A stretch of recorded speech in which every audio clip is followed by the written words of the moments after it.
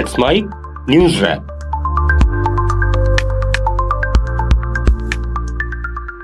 Let's mike news wrap में अब सुनते हैं दिन भर की अहम खबरें सिर्फ 10 मिनट में।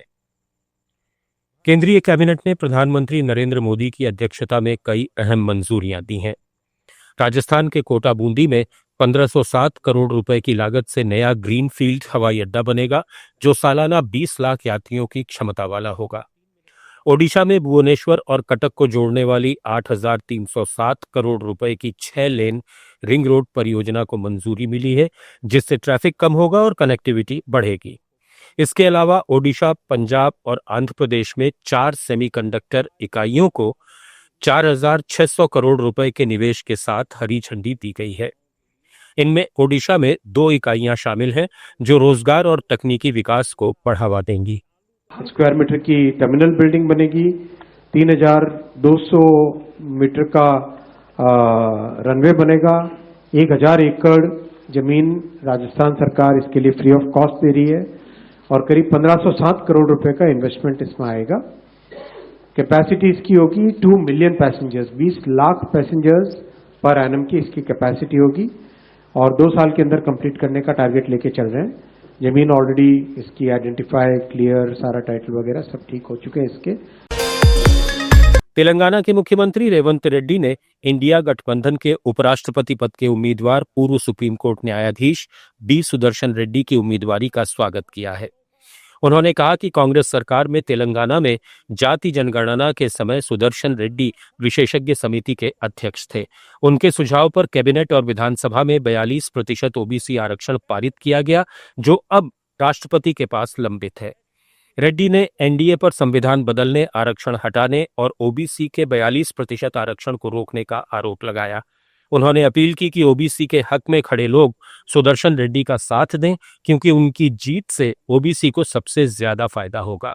तेलंगाना में जाति गणना किए, जाति गणना के independent expert committee chairman is justice Sudarshan Reddy. उनके सुझाव से हम लोग 42% रिजर्वेशन कैबिनेट में पास किए और असेंबली में भी चर्चा किए, पास किए। वो 2 बिल आज राष्ट्रपति जी का पेंडिंग है। दूसरी तरफ जो एनडीए संविधान के खिलाफ, संविधान को बदलने के लिए, आरक्षण को हटाने के लिए, ओबीसी रिजर्वेशन 42% रोककर ओबीसी को अन्याय करने के लिए जहां पर कोशिश कर रहा है, उनके उम्मीदवार राधाकृष्णन मगर justice Sudarshan Reddy independent expert committee chairman for OBC reservation. उनका जाति नहीं है, उनका निर्णय ओबीसी पक्ष में है। इसीलिए आप सब लोगों से, जितने लोग ओबीसी के पक्ष में खड़ा कर रहना चाहता है, सुदर्शन रेड्डी के साथ जोड़ना है। इधर राजस्थान के पूर्व मुख्यमंत्री अशोक गहलोत ने बी सुदर्शन रेड्डी को इंडिया गठबंधन की तरफ से उपराष्ट्रपति पद का उम्मीदवार बनाए जाने पर बधाई दी है। गहलोत ने अपने ट्वीट में कहा कि ये विचारधारा और संविधान को बचाने का संघर्ष है। उन्होंने विश्वास जताया कि रेड्डी इस लड़ाई में महत्वपूर्ण योगदान देंगे। इस बीच डीएमके ने एनडीए के उपराष्ट्रपति उम्मीदवार सीपी राधाकृष्णन को समर्थन देने से इनकार कर दिया है। डीएमके नेता टीकेएस एलांगोवन ने चेन्नई में एक मीडिया हाउस से बातचीत में कहा कि पार्टी के लिए विचारधारा सर्वोपरि है, न कि केवल तमिल पहचान।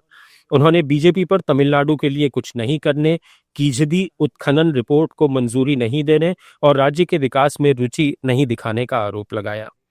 दूसरी ओर अन्ना डीएमके नेता ए पलानी स्वामी ने तिरुवन्नमलई में अरुणाचलेश्वर मंदिर के दौरे के बाद पत्रकारों से कहा कि राधाकृष्णन का नामांकन तमिलनाडु के लिए गर्व का विषय है और सभी सांसदों को दलगत मतभेद भुलाकर उनका समर्थन करना चाहिए।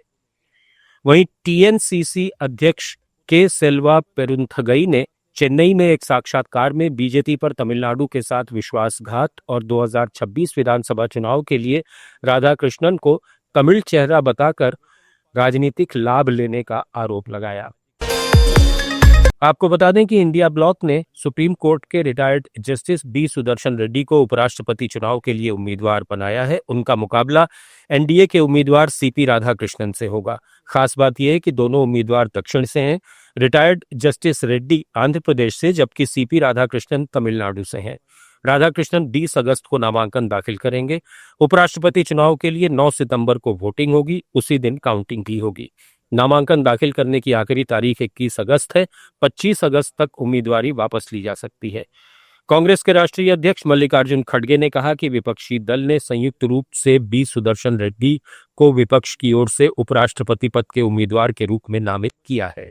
B Sudarshan Reddy garu is one of the India's most distinguished and progressive jurists. He has had a long and eminent legal career, including as judge of the Andhra Pradesh High Court, Chief Justice of Guwahati High Court, and judge of the Supreme Court. He has been a consistent and courageous champion of social, economic, and political justice. He is a poor man, and many judgments, if you read, you will know that how he favored the poor people and also protected the constitution and fundamental rights. संसद के दोनों सदनों लोकसभा और राज्यसभा में बिहार के voter verification और vote चोरी को लेकर हंगामा जारी रहा। लोकसभा में इसरो के सफल स्पेस मिशन पर चर्चा के दौरान बीजेपी सांसद निशिकांत दुबे ने कहा कि कांग्रेस ने 1994 में इसरो वैज्ञानिक नंबी नारायणन को गलत तरीके से गिरफ्तार करवाकर भारत के अंतरिक्ष कार्यक्रम को कमजोर किया। इस बीच लोकसभा ने गुवाहाटी में IIM स्थापना के लिए संशोधन विधेयक पारित किया, जिसमें केंद्र 550 करोड़ रुपए देगा। राज्यसभा में खान और खनिज संशोधन विधेयक 2025 पारित हुआ, लेकिन विपक्ष ने इसे राज्यों के अधिकारों का हनन बताया। हंगामे के बीच दोनों सदनों की कार्यवाही सुबह 11 बजे तक स्थगित कर दी गई। छत्तीसगढ़ सरकार ने सरकारी कर्मचारियों के लिए महंगाई भत्ते में 2% की बढ़ोतरी की है। मुख्यमंत्री विष्णुदेव साय ने रायपुर में इसकी घोषणा की। अब प्रदेश के कार्मिकों को केंद्र के समान 55% महंगाई भत्ता मिलेगा। राज्य में 4 लाख से ज्यादा सरकारी कर्मचारी इस फैसले से लाभान्वित होंगे। सीएम साय ने कहा कि पहले 53% डीए मिल रहा था, लेकिन दिवाली का त्योहार देखते हुए हमने 2% की वृद्धि कर दी है। वहीं कर्मचारी अधिकारी फेडरेशन ने मांग की है कि ड्यू डेट से और एरियर्स के साथ डीए दिया जाए। अभी भारत सरकार में जो वहाँ के अधिकारी कर्मचारी हैं उनको डीए 55% मिल रहा है महंगाई भत्ता, और हम लोग छत्तीसगढ़ के अंदर 53% दे रहे हैं। तो आने वाले समय में दीपावली का भी त्योहार है, प्रकाश पर्व आ रहा है, तो हम लोग भी छत्तीसगढ़ के हमारे अधिकारी कर्मचारियों को मतलब 55% केंद्र के बराबर डीए महंगाई भत्ता देंगे, इसकी आज घोषणा कर रहे हैं। महाराष्ट्र में भारी बारिश से जनजीवन अस्त व्यस्त है। मुंबई, पुणे, कोल्हापुर और नांदेड़ में पिछले 2 दिन में बारिश से जुड़े हादसों में 8 लोगों की मौत हो चुकी है। मुंबई में दीवार ढहने और करंट लगने से 2, जबकि रायगढ़ में भूस्खलन से 1 मौत हुई।